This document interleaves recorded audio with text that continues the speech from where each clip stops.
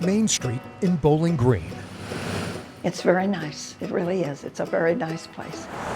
You'll be hard-pressed to find a more quaint and historic location in Virginia. Bowling Green still has a small town ambiance to it.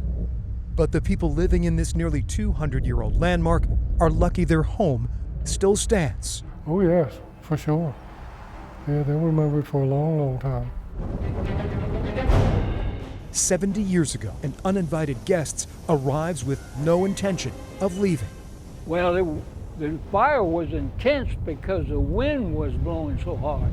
What the visitor does next nearly wipes this corner of Caroline County off the map. When we got up there, I could not believe what I was seeing. April 10th, 1955. That's the date that the town burned. Fire breaks out in a storage building downtown. Flames spread fast. Structures standing in the way don't stand a chance. It was so surreal that you saw what was going on, but you couldn't believe it. It is the afternoon of Easter Sunday.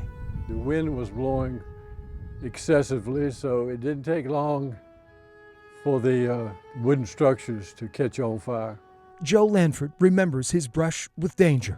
I had too much smoke and I had to leave. A couple of people had to drag me out of there, but it was so thick and it came all of a sudden. I could tell at that time they were not going to stop this fire. 90-year-old Bernie Collins is playing baseball. The college student runs towards the fire and quickly regrets his decision. But when that explosion went off and the fire went up, man, way up as high, boom, it was time that we left, and I left. The fire is so intense, even the water tower burns. Well, I just remember seeing a lot of mess. Oh, of course, it was sad. Virginia Limbrick is riding in a car with her family when smoke on the horizon catches their attention. And so my dad asked what was wrong. And they said, well, you can't get into town. The town is burning. 16 fire departments from as far away as Richmond pitch in. Despite the help, more than 24 homes and businesses are lost. We heard noises, we heard fire trucks, we heard sirens, we heard all kinds of stuff. We could see the smoke, of course.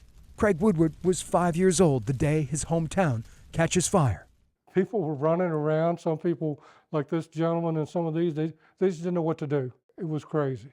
Flames chew up his father's appliance business. His store was right there. Craig Sr. is also fire chief and co-founder of the volunteer fire department. I just couldn't believe it. I didn't know what we were going to do. I didn't know how we were going to recover from such a thing. But everything else was ashes. I would say it was total devastation.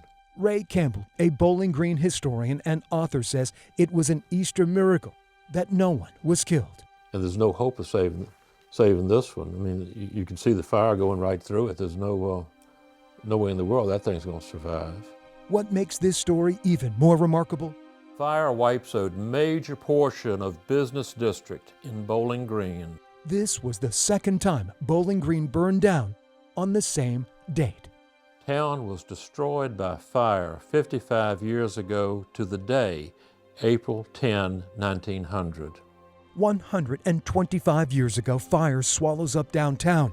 In an eerie coincidence, the same calamity would fall upon the town half a century later. Well, this is part of my heritage, part of what I grew up with, part of what I know, part of my history. After both disasters, townsfolk rebuild. But every April 10th, some here hold their breath, for that is the date unruly guests leave disaster in their wake. Think of how blessed we were to have so many people come together and to save what was saved in both of these fires. We're not cursed, we're blessed. On one of them's date is 1938, and on the other one it's 1941. To this day, Craig Woodward cherishes a charred relic found in the ruins of his father's business. These are 4 nickels, and they just all melted together.